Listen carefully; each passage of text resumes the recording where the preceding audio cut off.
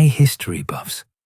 Today we're diving into a story that sounds too wild to be true, but it happened in the skies over the Pacific when one F4U Corsair gunner discovered an aiming technique so controversial, his own squadron called it illegal. Picture this: you're 20,000 feet above enemy territory, Japanese Zeros closing in fast, and your survival depends on a trick that breaks every rule in the manual. You are there now, and the stakes couldn't be higher. Before you drift off to sleep, feel free to like and subscribe, but only if stories from deep inside World War II aerial combat are your kind of thing. Let me know in the comments what city you're tuning in from and what time it is.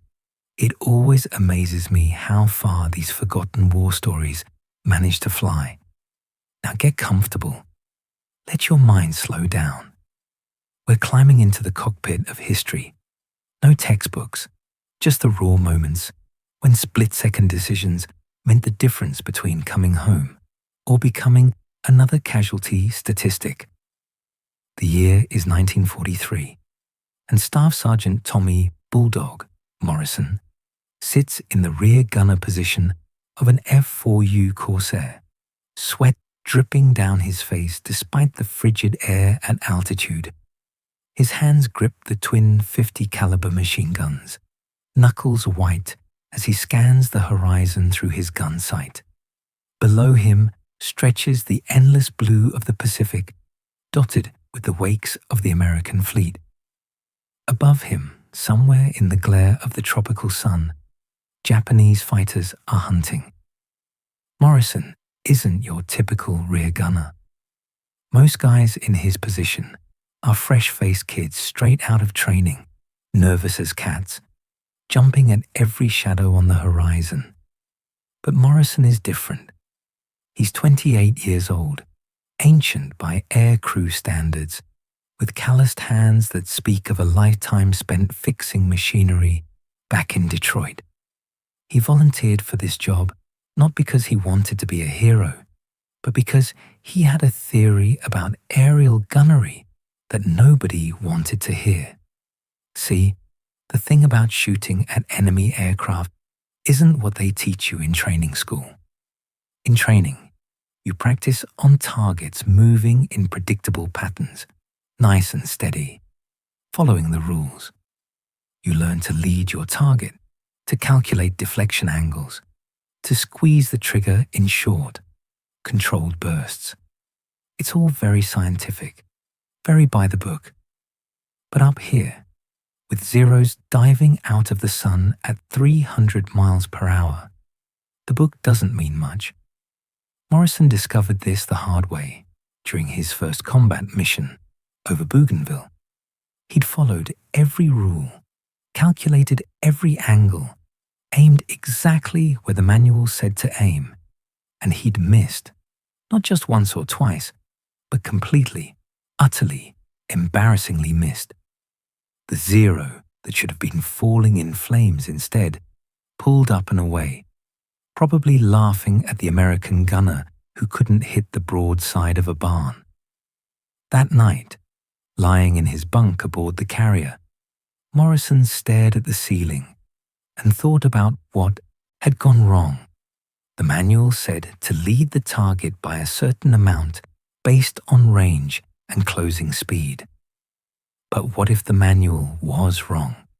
What if the guys who wrote it had never actually been in combat, never felt the gut-wrenching fear of an enemy fighter bearing down on them with cannons blazing? He started paying attention to the other gunners, the ones who were actually hitting their targets. And he noticed something interesting. The best gunners, the ones with the most kills, they weren't following the manual either. They were doing something different, something that made the squadron leaders uncomfortable when they saw it. They were aiming where their instincts told them to aim, not where the calculations said they should. Morrison began to develop his own technique. Instead of relying on mathematical formulas, he started trusting his gut. When a zero came screaming in from the port quarter, instead of calculating lead angles and deflection rates, he would simply point his guns where he felt the enemy plane was going to be. It sounds simple, maybe even stupid, but there was more to it than that. He called it shooting the ghost. The idea was that every enemy aircraft had a ghost image ahead of it, an invisible target that existed not where the plane was, but where it wanted to be. Morrison trained himself to see these ghosts, to feel them in his bones. He would track an incoming zero with his eyes, let his hands follow naturally, and then fire at the empty space where his instincts told him the target would appear. The first time he tried it in combat over the Solomon Islands, it worked. A Japanese fighter came diving out of a cloud bank, guns blazing, and Morrison swung his 50s around and fired at nothing but blue sky. 2 seconds later, the zero flew directly into his stream of bullets and exploded in a ball of fire and metal. His pilot, Lieutenant Jack Ace Henderson, came on the intercom, whooping with excitement. "Bulldog, what the hell was that? That was the most beautiful piece of shooting I've ever seen." But when they got back to the carrier and Morrison tried to explain his technique to the other gunners, he got nothing but blank stares and head shakes. The gunnery instructor, a by-the-book sergeant named Williams, actually pulled Morrison aside and warned him about developing bad habits that could get him killed. "Son," Williams said, chewing on an unlit cigar, "I've been teaching aerial gunnery for 3 years, and I've never seen anyone hit anything by aiming at empty sky. You got lucky once. Don't let it go to your head." But Morrison knew it wasn't luck. Over the next several missions, he continued to use his ghost technique, and his kill count kept climbing. 2 zeros over Rabaul, 3 more during a bombing run on Truk, a pair of Nakajima fighters that tried to bounce his formation near the Marshall Islands. Each time, he aimed at shadows and empty air, and each time, enemy aircraft flew directly into his bullets, as if drawn by invisible strings. Word began to spread through the squadron. Other rear gunners started asking Morrison to share his secret. But when he tried to explain the concept of shooting ghosts, of aiming with instinct rather than calculation, most of them couldn't grasp it. A few tried to copy his technique and ended up wasting ammunition on empty sky, coming back with nothing to show for their efforts but embarrassment and lectures from their instructors. The thing was, Morrison's technique required something that couldn't be taught in a classroom or practiced on a training range. It required what he called the feel, an intuitive understanding of how aircraft move through 3-dimensional space, how pilot psychology affected flight patterns, how to read the intentions of an enemy pilot through the subtle movements of his machine. Morrison had developed this feel through years of watching birds back home in Michigan.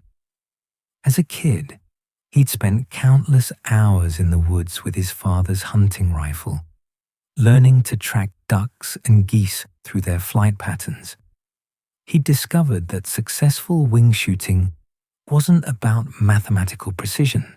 It was about becoming one with the target, understanding its rhythm, anticipating its next move before it made it. But explaining this to his fellow air crews was like trying to describe color to a blind man. How do you teach someone to see ghosts? How do you put instinct into a training manual? The controversy really exploded after the mission over Wewak. Morrison's Corsair was part of a fighter sweep supporting a bombing raid on a Japanese airfield. As they approached the target area, a formation of Zeros rose to meet them, climbing hard and fast, their engines screaming at maximum power. The engagement that followed was pure chaos. Aircraft scattered across the sky, twisting and diving at Have American, firing at anything that didn't markings. Morrison found himself in the middle of it all, his pilot throwing the Corsair through violent, evasive maneuvers while enemy fighters tried to line up killing shots. That's when Morrison saw him, a lone Zero pilot, clearly more experienced than the others, positioning himself for a perfect deflection shot on Henderson's blind spot. The Japanese fighter was still 800 yards out, but Morrison could see the ghost image forming ahead of it, the invisible target that marked where the enemy would be when his bullets arrived.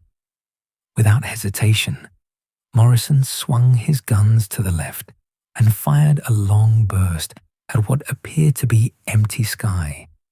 His tracers arced through the air, seemingly aimed at nothing. The other gunners in the formation later said it looked like Morrison had completely lost his mind, firing randomly into the blue. But 3 seconds later, the Zero flew directly into Morrison's stream of fire.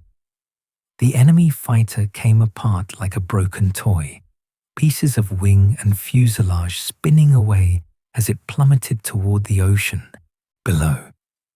The kill was witnessed by 6 other aircrews, and when they returned to the carrier, the story spread like wildfire. Morrison had shot down an enemy fighter by firing at empty air. It was impossible. It was miraculous. It was, according to some of the more traditional instructors, completely illegal. That's when squadron leader Colonel Robert Iron Bob Patterson called Morrison into his office for what would become one of the most unusual conversations in the history of aerial warfare. Patterson's office aboard the USS Intrepid was cramped and humid, the air thick with cigarette smoke and the smell of coffee that had been sitting too long. Morrison stood at attention, his flight suit still damp with sweat from the mission, while the colonel shuffled through after-action reports scattered across his metal desk. The steady thrum of the carrier's engines vibrated through the deck plates beneath their feet. "At ease, Sergeant," Patterson said, without looking up. He was a lean man with steel-grey hair and eyes that had seen too many good pilots fail to come home. 3 rows of ribbons decorated his chest, testament to his own combat experience over Europe, before transferring to the Pacific Theater. "Sit down. We need to talk." Morrison settled into the single chair facing the desk, his hands resting on his knees. Through the small porthole behind Patterson's head, he could see the endless expanse of blue water stretching to the horizon. Somewhere out there, more Japanese fighters were preparing for tomorrow's battles. "Tell me about this aiming technique of yours," Patterson began, finally raising his eyes to meet Morrison's. "I've got 6 different pilots telling me you shot down that Zero by firing at nothing but air. My gunnery instructors are having fits. They're saying you're teaching the other gunners to ignore everything we've spent months drilling into them." Morrison shifted uncomfortably. He'd been dreading this conversation ever since they'd landed. "Sir, I can explain." "I'm sure you can," Patterson interrupted. "But first, let me tell you what I'm seeing in these reports. Your kill ratio is 3 times higher than any other rear gunner in this squadron. In the past 2 months, you've downed 12 confirmed enemy aircraft. That's more than some of our fighter pilots manage in 6 months. Either you're the luckiest son of a gun in the Pacific, or you've figured out something the rest of us haven't. The colonel leaned back in his chair, studying Morrison with the intensity of a scientist examining a specimen. The problem is, half my instructors think you're a menace who's going to get people killed by encouraging them to abandon proper technique. The other half think you're some kind of savant who stumbled onto something revolutionary. So which is it, Sergeant? Morrison took a deep breath. He'd rehearsed this conversation a dozen times in his head. But now that the moment had arrived, all his prepared explanations seemed inadequate. How do you describe a feeling to someone who's never felt it? How do you explain instinct to a man trained to trust only in facts and figures? Sir, it's not about abandoning proper technique, he began slowly. It's about understanding that proper technique has limitations. The manual teaches us to shoot at where an aircraft is going to be based on mathematical calculations. But those calculations assume the enemy pilot is going to maintain constant speed and heading. In combat, that almost never happens. Patterson nodded, gesturing for him to continue. When I track an enemy fighter, I'm not just watching the airplane, I'm watching the pilot. Every pilot has tells, little habits that give away their intentions before they act on them. The way they position their aircraft before making a turned when they're setting up for an. How they use their ARU attack run. Whether they favor rolling left or right when they're trying to evade fire. Morrison paused, searching for the right words. It's like reading a poker player's tells, except instead of cards, we're dealing with life and death at 300 miles per hour. The colonel's expression remained neutral, but Morrison could see interest flickering in his eyes. Patterson had been a fighter pilot himself before moving up to squadron command. He understood the psychology of aerial combat better than most. Go on, Patterson said. The ghost technique isn't about ignoring the fundamentals, Morrison continued. It's about going beyond them. I still calculate lead angles and deflection rates, but I do it instinctively, based on pattern recognition rather than conscious math.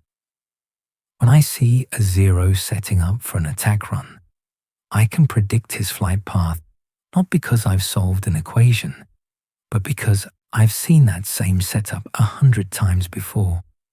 Morrison leaned forward, his voice gaining confidence.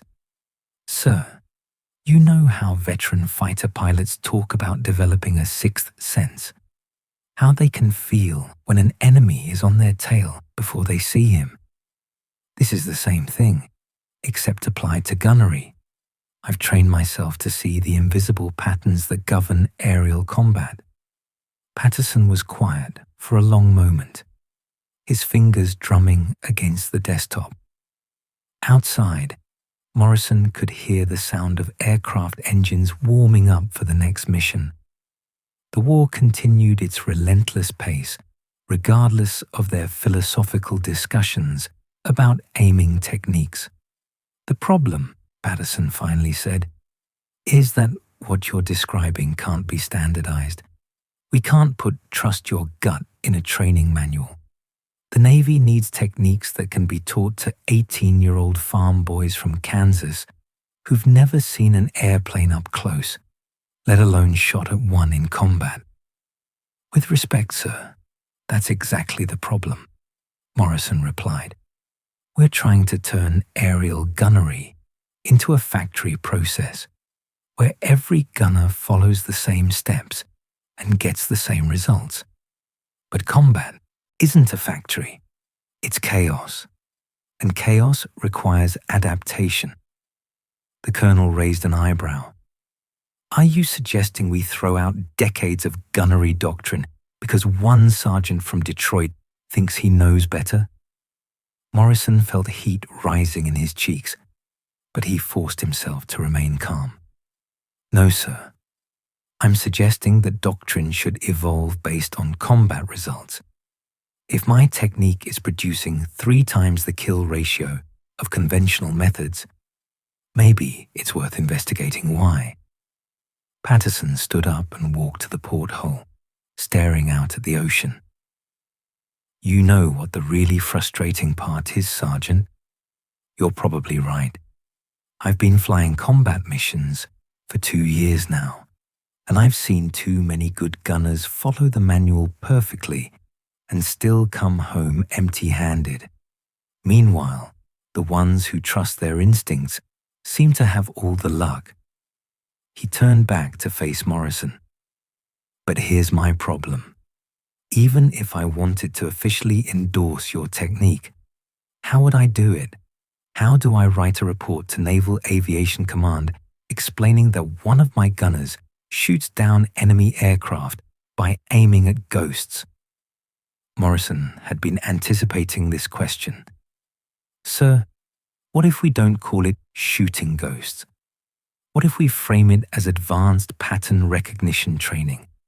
Instead of focusing on the mystical aspects, we emphasize the practical elements, teaching gunners to read pilot behavior, to recognize attack patterns, to adapt their aiming based on real-time observation rather than pre-calculated formulas. The colonel's eyes lit up with interest. Keep talking.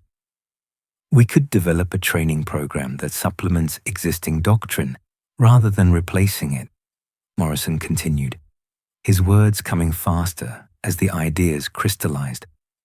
Start with the fundamentals. Proper sight picture, trigger control, deflection shooting, but then add advanced modules on combat psychology, pattern recognition, and adaptive targeting. Teach gunners not just how to shoot, but how to think like the enemy pilot they're trying to kill. Patterson returned to his desk and pulled out a fresh sheet of paper. What would this training look like in practice? Morrison thought for a moment. We could start with film study. We've got gun camera footage from dozens of engagements. Instead of just watching the successful shots, we analyze the setup, what the enemy pilot was doing in the seconds before he got hit.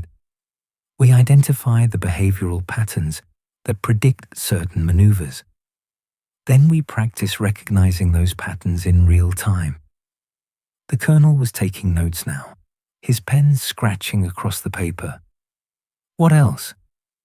Live fire exercises against unpredictable targets, Morrison said, warming to his subject. Instead of shooting at drones following pre-programmed flight paths, we use radio-controlled aircraft with human pilots who are specifically trying to be unpredictable. Force the gunners to adapt their aiming in pressure. Patterson nodded slowly. Real time to develop their pattern recognition skills under "it's unconventional, but it might work." The question is whether command will buy into it. Morrison sensed an opportunity. Sir, what if we run a pilot program right here in the squadron? Take a group of volunteer gunners and put them through intensive pattern recognition training. Track their kill ratios before and after.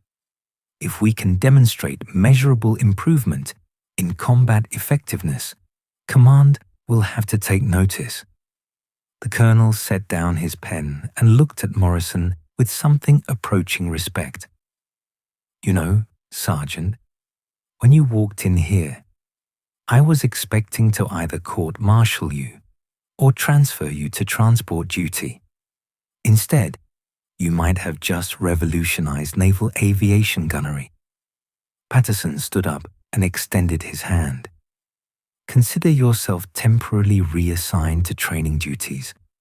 I want you to work with Lieutenant Commander Hayes in developing this program. And Sergeant, yes, sir? Keep using that ghost technique of yours. If it keeps working like it has been, we're going to need all the edge we can get in the battles ahead." As Morrison left the colonel's office, his mind was already racing with possibilities. The ghost technique that had gotten him in trouble might actually change how the Navy trained its gunners. But first, he had to prove it could work for others besides himself. The next morning found Morrison in the squadron ready room, standing before a group of 12 volunteer rear gunners. These were men who had struggled with conventional techniques, whose kill ratios were below average, who were willing to try something different because what they'd been doing wasn't working. "Gentlemen," Morrison began, looking at each face in turn, "forget everything you think you know about aerial gunnery. We're going to start over from scratch." The ready room fell silent except for the hum of the ship's ventilation system. Morrison studied the faces before him. Young men mostly, some barely old enough to shave, others carrying the haunted look of those who'd survived too many close calls. They sat in metal folding chairs arranged in a semicircle, their flight suits wrinkled from restless sleep, coffee cups steaming in their hands. "Show of hands," Morrison continued, pacing slowly across the front of the room. "How many of you have fired at an enemy aircraft and watched your tracers pass harmlessly behind him?" Every hand went up. "How many have calculated the perfect deflection angle, squeezed the trigger at exactly the right moment, and still missed?" Again, all hands. Morrison nodded grimly. "That's because you're fighting the last war, not this one. The manual you studied was written by men who learned their trade shooting at fabric biplanes moving at 90 miles per hour.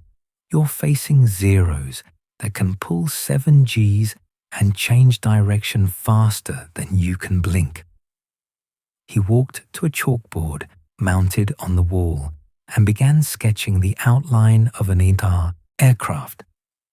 The enemy pilot isn't a machine following a predictable flight path. He's a human being with instincts, fears, and habits. He has a preferred turning direction when he's under pressure. He has tells that give away his intentions before he acts on them. Your job isn't just to calculate where his airplane, it's to predict will be, what he's going to do before he does it. Seaman First Class. Danny Rodriguez raised his hand tentatively. He was 19 from San Antonio, with intelligent eyes and steady hands that had somehow failed to connect with enemy aircraft despite 3 months of combat flying. "Sergeant, how do we learn to read minds at 400 miles per hour?" "You don't read minds, Rodriguez. You read behavior." Morrison set down the chalk and perched on the edge of the instructor's desk. Every pilot, American or Japanese, has trained responses to certain situations. When a fighter pilot sees tracers coming his way, he doesn't stop to think about his next move. He reacts instinctively. Our job is to learn those instinctive reactions and use them against him. He stood up and moved to a projector that had been wheeled into the room. "We're going to start with gun camera footage from actual engagements, not the highlight reels they show in training films, but raw combat footage that shows both hits and misses." The lights dimmed as Morrison threaded film into the projector. The first sequence showed a P-38 Lightning engaging a Japanese fighter over the Philippines. The camera captured the entire encounter from the American pilot's perspective. The initial contact, the turning fight, the moment when the enemy pilot made a crucial error that cost him his life. "Watch the Zero's movement in the seconds before he gets hit," Morrison instructed as the film played in slow, how he rolls motion. See left every time he's trying to evade. That's not randomed response. That's a trained particular pilot has been taught to brake left when under attack. Once you recognize that pattern, you stop aiming at where he is and start aiming at where his training tells him to go. The film continued, showing the American pilot's guns tracking not the aircraft itself, but a point in empty sky to the left of the Zero's current position. When the enemy pilot inevitably broke left, he flew directly into the stream of bullets. "That's not luck," Morrison said as the lights came back up. "That's pattern recognition." The American pilot had learned to read that particular evasive maneuver and counter it. Over the next 2 hours, they analyzed dozens of combat sequences. Morrison pointed out the subtle signs that preceduvers, the slight certain man wing indicated and dipped that incoming barrel roll, the momentary straightening of flight path that meant a pilot was preparing to brake hard in the opposite direction, the throttle adjustments that revealed whether an enemy was committing to an attack or preparing to disengage. Gradually, the volunteers began to see what Morrison was showing them. The seemingly random chaos of aerial combat started to reveal underlying patterns, predictable responses that could be anticipated and exploited.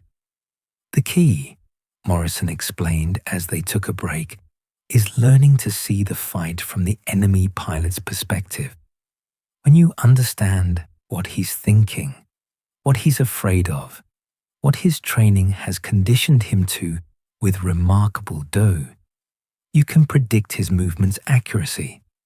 Petty Officer Mike "Tank" Thompson, a stocky gunner from Ohio, who'd been flying combat missions for 6 months without a single kill, amazement, shook his head in arge.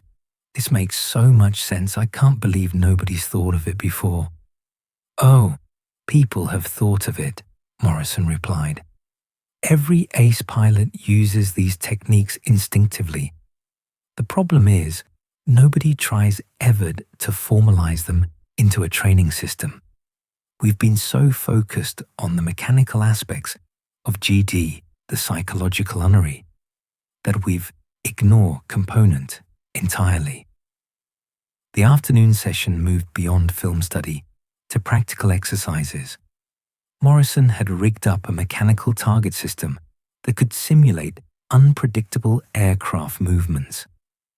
Unlike the standard training targets that followed preset patterns, this system responded to human input, creating the kind of erratic movement gunners encountered in real combat.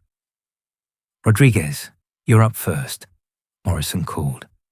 "I want you to forget everything you learned in gunnery school. Don't calculate deflection angles. Don't worry about lead times. Just watch the target and fire where your instincts tell you it's going to be." The young sailor took his position behind the training gun, his hands gripping the handles with white-knuckled intensity. The target began its erratic dance, weaving and diving in patterns designed to frustrate conventional aiming techniques. Rodriguez tracked the target with his eyes, his gun moving smoothly to follow its motion. Then, without warning, he fired a burst at what appeared to be empty air. 2 seconds later, the target flew directly into his line of fire. The ready room erupted in cheers and applause. Rodriguez stepped back from the gun, his face flushed with excitement and disbelief. "How did I do that?" he asked, his voice barely above a whisper.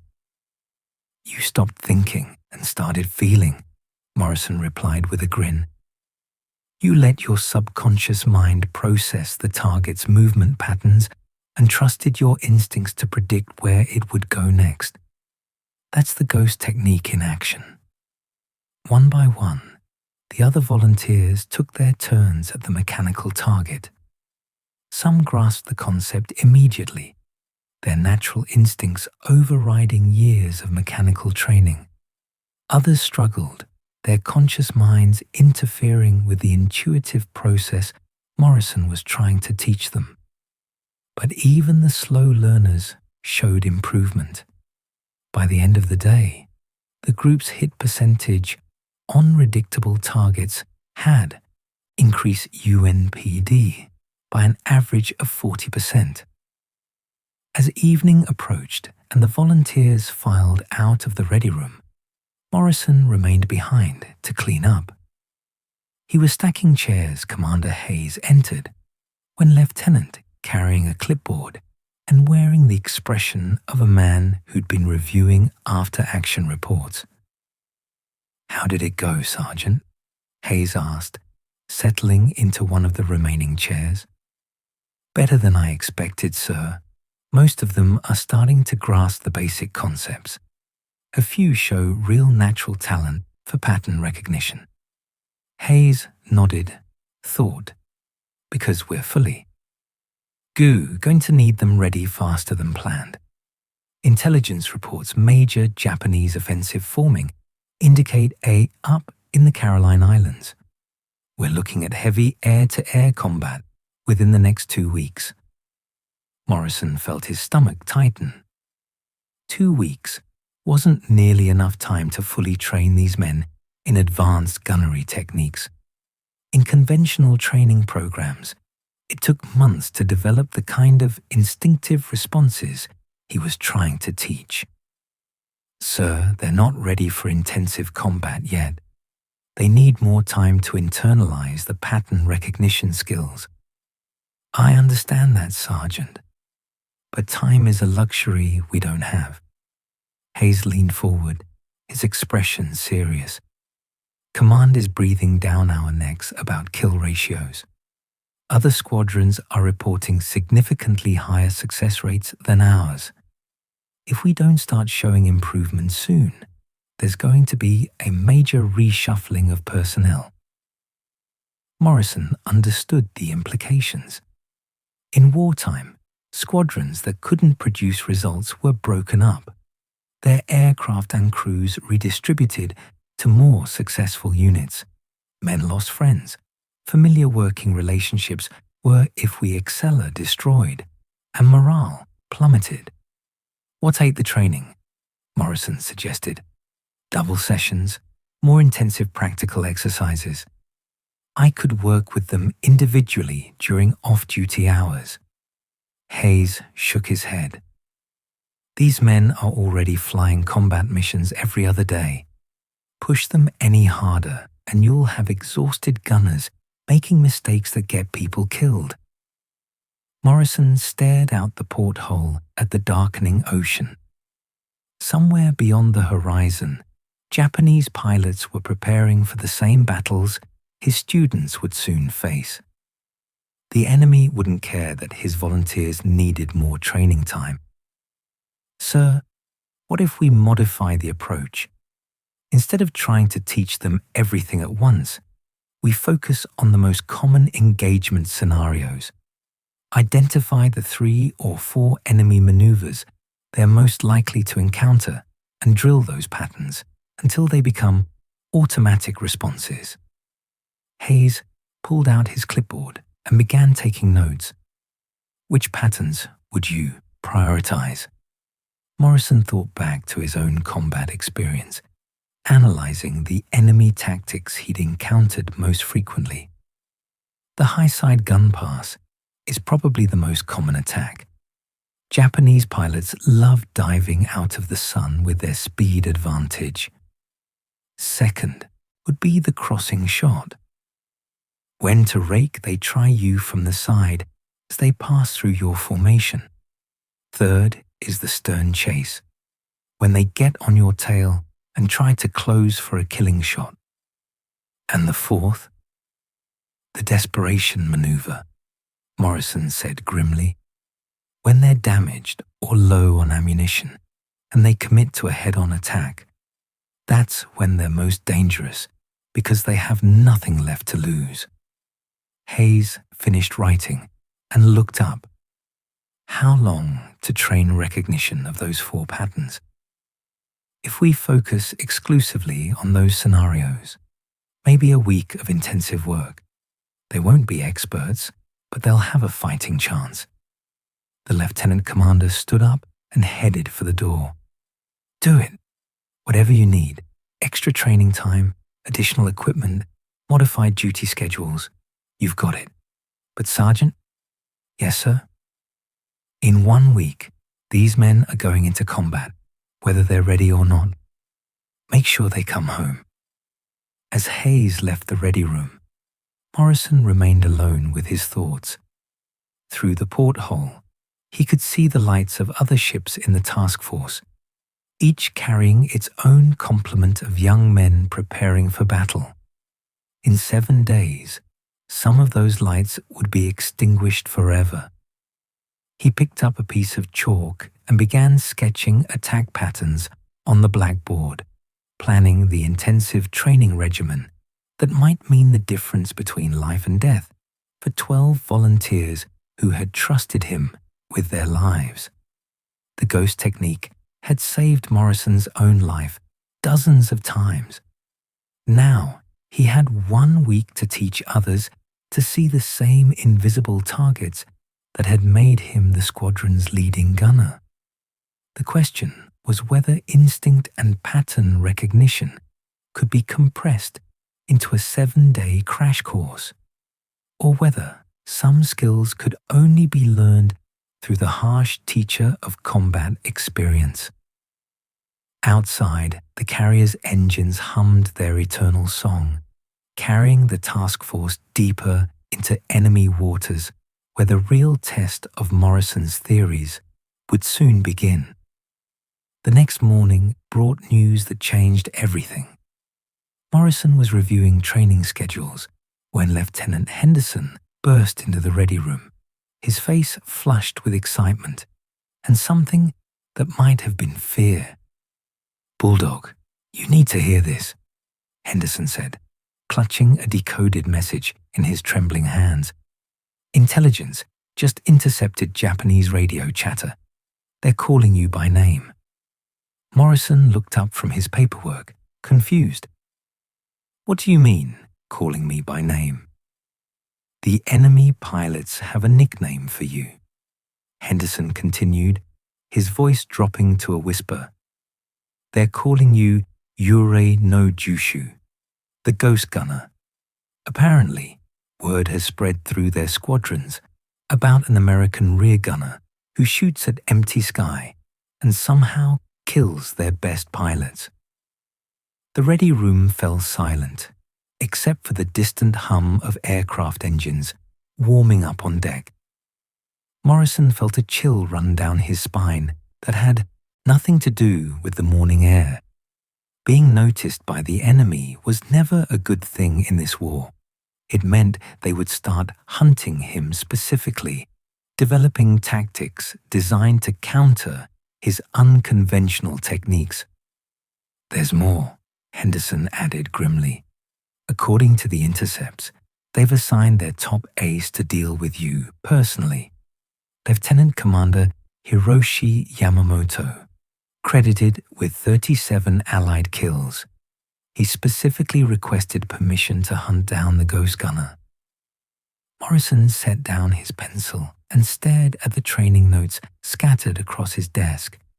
In 1 week, he would be facing not just ordinary enemy pilots, but Japan's most experienced ace, a man who had studied his techniques and was preparing countermeasures. The thought should have terrified him, but instead, he felt a strange sense of anticipation building in his chest. "Let him come," Morrison said quietly. "I've been reading enemy pilots for months. Now I get to read their best." Henderson shook his head in amazement. "Bulldog, this guy has shot down more Allied aircraft than anyone except maybe Hiroyoshi Nishizawa himself. He's not some green pilot following predictable patterns. He's a hunter, and you're his prey." Morrison stood up and walked to the porthole, gazing out at the endless expanse of Pacific water. Somewhere beyond that horizon, Lieutenant Commander Yamamoto was probably studying intelligence reports about the American gunner who had developed an impossible technique. The Japanese ace would be analyzing gun camera footage, looking for weaknesses, preparing for their inevitable confrontation. You know what, Henderson? That's exactly what I'm counting on. Over the next 3 days, Morrison pushed his volunteer trainees harder than he'd ever pushed anyone. The mechanical target system ran continuously, forcing the gunners to recognize and counter the same 4 attack patterns until their responses became automatic.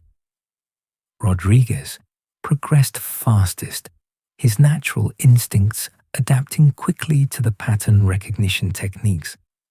Tank Thompson struggled initially, but showed dramatic improvement once he stopped overthinking his shots. But it was Seaman Jerry Hawk Williams who surprised everyone. The quiet kid from Montana had the worst kill ratio in the squadron when he volunteered for Morrison's program. His gunnery instructors had nearly washed him out of training twice. Yet something about the ghost technique clicked with him immediately, as if he'd been waiting his whole life for someone to teach him to shoot at invisible targets. "It's like hunting elk back home," Williams explained during a break between training sessions. "You don't shoot at where the elk is. You shoot at where he's going to be when your bullet gets there. Same principle, just 3 dimensions instead of 2. Morrison watched Williams work the training gun with fluid precision, his movements economical and confident. The young sailor was developing what Morrison recognized as the feel, that intuitive understanding of aerial combat that separated good gunners from great ones. "Williams," Morrison called out, "I want you to try something different. Instead of tracking the target with your eyes, try feeling its movement. Close your eyes for a few seconds, then open them and fire immediately." The ready room went silent. Even the most experienced pilots considered blind shooting pure madness. But Williams nodded calmly and took his position behind the training gun. The mechanical target began its erratic dance, weaving through complex patterns designed to confuse conventional aiming. Williams tracked the target for several seconds, his eyes following every twist and turn. Then he closed his eyes, counted to 3, opened them, and fired a long burst at seemingly empty air. The target flew directly into his stream of bullets, disintegrating in a shower of metal fragments. The room erupted in astonished cheers, but Morrison remained focused on Williams's technique. The young sailor had achieved something that Morrison himself was still perfecting: the ability to predict target movement through pure spatial intuition, without relying on visual confirmation. "How did you do that?" Rodriguez asked, his voice filled with awe. Williams shrugged, looking almost embarrassed by the attention. "I just felt where it wanted to go. Like Sergeant Morrison says, every target has a ghost.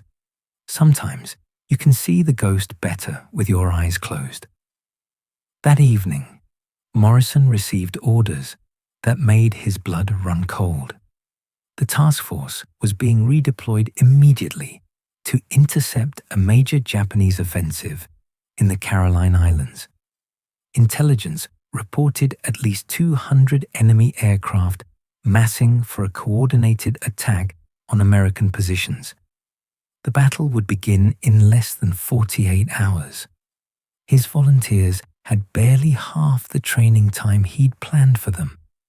They were improving rapidly, but improvement meant nothing if they couldn't survive their first real test against experienced enemy pilots. Morrison stared at the mission briefing, calculating odds that looked increasingly grim. The next morning found him standing before his 12 volunteers in the pre-dawn darkness of the ready room. These young men had trusted him with their lives, betting everything on an unproven technique that the official training manuals still considered dangerous nonsense. In a few hours, they would discover whether Morrison's ghost technique was revolutionary breakthrough or lethal delusion. "Gentlemen," Morrison began, his voice steady despite the churning in his stomach, "in 4 hours we launch for what intelligence believes will be the largest air battle in Pacific theater history.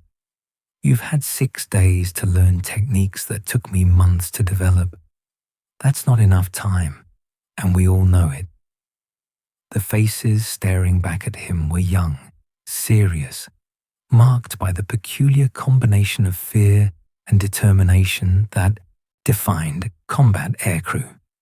These were boys who had volunteered to fight a war in machines that could kill them as easily as the enemy, trusting in training that might or might not keep them alive. "But here's what you have that I didn't when I started," Morrison continued. "You understand the theory behind pattern recognition. You've practiced reading enemy behavior. You know what to look for when a zero sets up for an attack run. Most importantly, you've learned to trust your instincts instead of fighting them." He paused, meeting each man's eyes in turn. "Today, you're going to face pilots who have been flying combat missions since Pearl Harbor. They're experienced, they're skilled, and they're fighting for their homeland. Some of you might not come back. That's the truth of this war, and I won't lie to you about it." The ready room was absolutely silent now, the weight of impending combat settling over them like a heavy blanket. Outside, Morrison could hear the sounds of aircraft being prepared for launch, engines starting, ordnance being loaded, pilots conducting pre-flight checks. "But you have one advantage those enemy pilots don't expect," Morrison said, his voice gaining strength. "You canosts. You can see their GH read their intentions before they act on them. You can predict their movements because you understand the psychology that drives them. Use that advantage. Trust what you've learned. And remember, every enemy pilot is human. They all have patterns, tells, and predictable responses. Your job is to recognize those patterns and use them to stay alive." Rodriguez raised his hand tentatively. "Sergeant, what if we freeze up? What if we see the enemy coming and just can't make ourselves fire at empty air?" Morrison had been expecting this question. It was the fear that haunted every gunner who had learned unconventional techniques, the moment of doubt when instinct battled against years of traditional training. "Then you fall back on what you know," Morrison replied. "The ghost technique isn't magic. It's just another tool in your arsenal. If you can't see the ghost, if the pattern isn't clear, you use conventional deflection shooting. A hit with standard technique is better than a miss with advanced technique."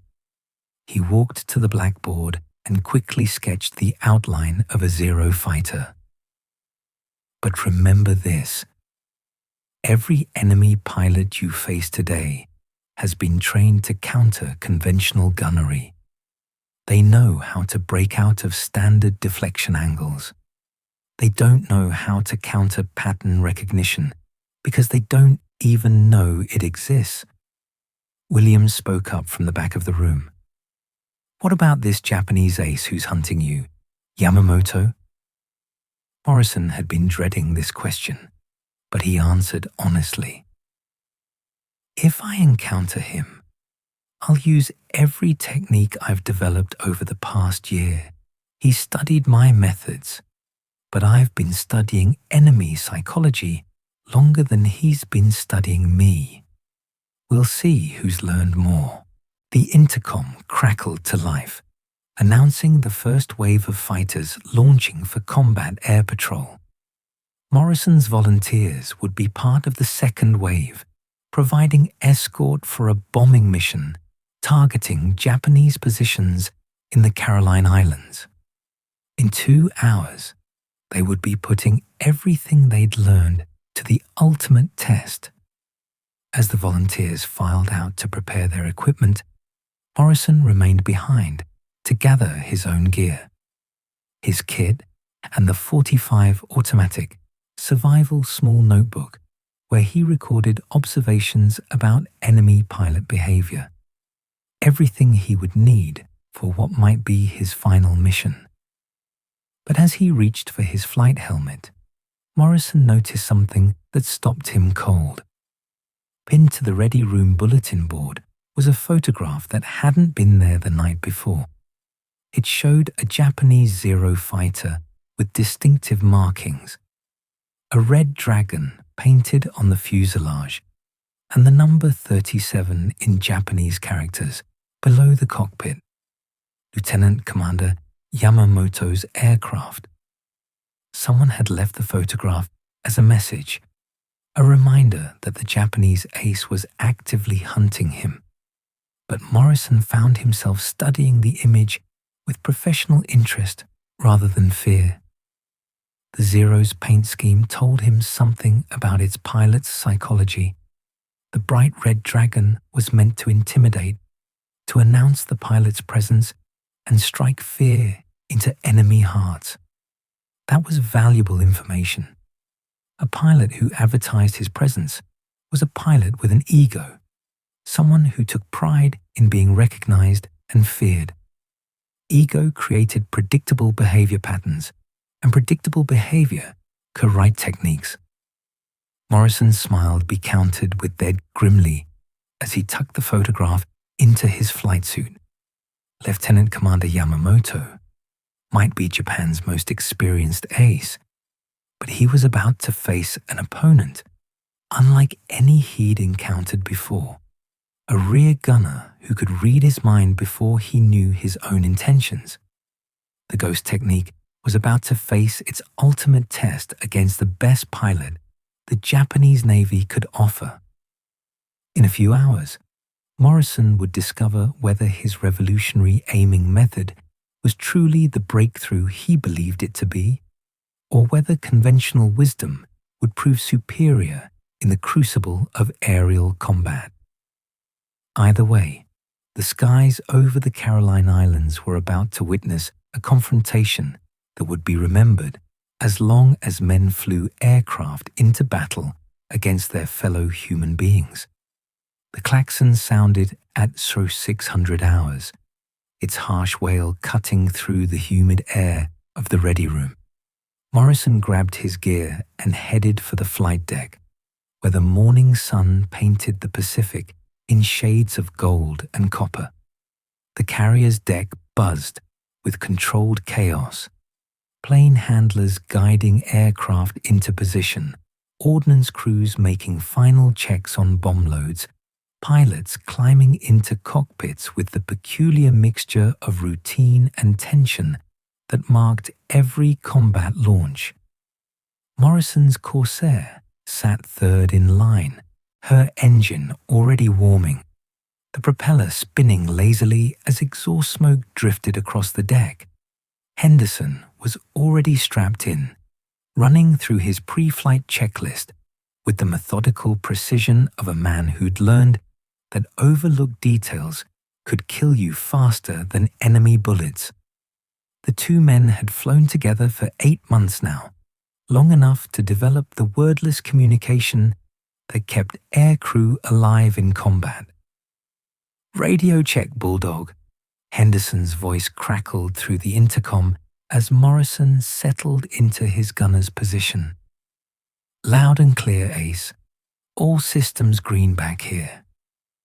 Morrison ran his hands over his twin .50 caliber machine guns, checking the ammunition feeds, testing the traverse mechanism, ensuring that every component would function flawlessly when lives depended on it. The guns were extensions of himself now, as familiar as his own fingers. He'd modified the gun sight slightly, removing some of the mechanical calculating aids that he'd found more hindrance than help in actual combat. The deck officer's flag dropped, and the first Corsair roared down the catapult, clawing its way into the morning sky. Morrison felt the familiar tightness in his stomach as his turn approached. No matter how many missions he'd flown, the moment of launch still triggered a flood of adrenaline that wouldn't fully subside until they were safely back aboard the carrier. Their Corsair lurched forward as the catapult engaged, pressing Morrison back into his seat with crushing force. The deck blurred beneath them, then fell away as Henderson pulled back on the stick, climbing toward the rendezvous point where the rest of the strike force was forming up.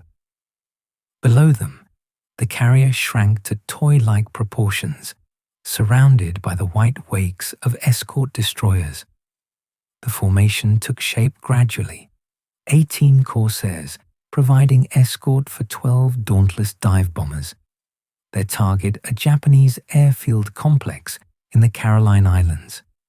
Intelligence reported at least 50 enemy fighters based there, including several piloted by experienced veterans of the China campaign. Morrison scanned the sky through his gun sight, knowing that somewhere ahead, Lieutenant Commander Yamamoto was preparing to intercept their formation. As they climbed toward 15,000 feet, Morrison's earphones crackled with chatter from his volunteer gunners scattered throughout the formation. Their voices carried the tight edge of men approaching their first real test. But underneath the tension, he detected something else: confidence born of intensive training and newfound understanding of their craft. "Hawk Leader, this is Hawk 7, came William's voice from a Corsair flying off their starboard wing. "Bogies at 2 o'clock high, range approximately 10 miles. Morrison swung his guns toward the indicated position and immediately spotted the telltale glint of sunlight on aircraft canopies. A large formation of Japanese fighters was descending from altitude, at least 30 aircraft arranged in the loose fingertip formations favored by experienced pilots. They were still too far away to identify specific aircraft types, but their positioning suggested a coordinated attack rather than a chance encounter. "I see them, Hawk 7, Henderson replied over the radio. "All aircraft, maintain formation until I give the word. Gunners, start reading your targets now." This was the moment Morrison had been preparing his volunteers for, the crucial seconds when pattern recognition mattered more than mechanical gunnery skills. As the enemy formation drew closer, he could see the distinctive profiles of Zero fighters mixed with the more angular shapes of newer Nakajima aircraft. The Japanese pilots were setting up for a classic high-side gun pass, using their altitude advantage to build speed for diving attacks. But Morrison noticed something else, something that made his pulse quicken with anticipation. Leading the enemy formation was a single Zero with unmistakable markings, a red dragon painted on the fuselage, the number 37 in Japanese characters below the cockpit. Lieutenant Commander Yamamoto had come hunting personally. "Ace, you see that lead Zero with the dragon markings?" Morrison said quietly into his intercom. "I see him, Bulldog. That's our boy, isn't it?" "That's him. And he's positioning for a textbook attack run. Watch how he sets up his approach. He favors a shallow dive angle, probably to maintain better control during his gun pass. Classic veteran technique. As if to confirm Morrison's analysis, Yamamoto's Zero began a gradual descent, maintaining perfect formation discipline while building speed for the attack. The other Japanese fighters followed his lead, creating a deadly arrow of aircraft aimed at the heart of the American formation. Morrison felt the familiar calm settling over him as combat approached. This was the moment when all his training, all his theories about pattern recognition and enemy psychology would be put to the ultimate test. He tracked Yamamoto's Zero through his gunsight, not aiming at the aircraft itself, but studying the pilot's behavior, looking for the tells that would reveal his intentions before he acted on them. That morning over the Caroline Islands, Morrison's ghost technique faced its ultimate test when Lieutenant Commander Yamamoto dove his Red Dragon Zero straight into what appeared to be empty sky, only to find Morrison's tracers waiting exactly where instinct had told him to aim. The Japanese ace's aircraft disintegrated in a ball of fire, proving that sometimes the most effective weapon isn't what's written in the manual, but what you feel in your bones. Morrison's revolutionary method would quietly spread through Pacific squadrons, turning ordinary gunners into ace killers, one invisible target at a time.